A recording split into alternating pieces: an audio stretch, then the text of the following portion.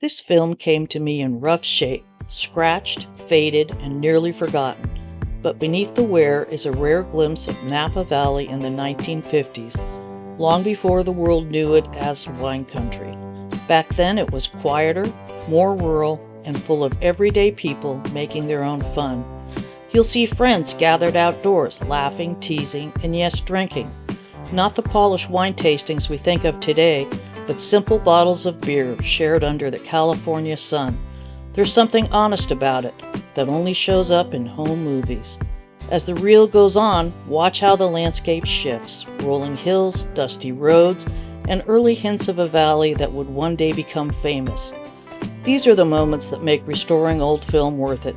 The chance to step into a world that's both familiar and completely gone.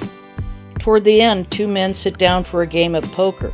At first it's all smiles and bravado, and then they stage a mock knife fight. It's clumsy, dramatic, and a little unsettling, and absolutely fascinating.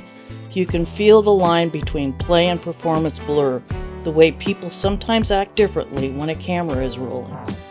This reel isn't perfect, it's worn, it's messy, and it captures people exactly as they were. But that's what makes it special. Stay with it to the end. You'll see a side of Napa Valley and a side of mid-century American life that rarely makes it into the history books.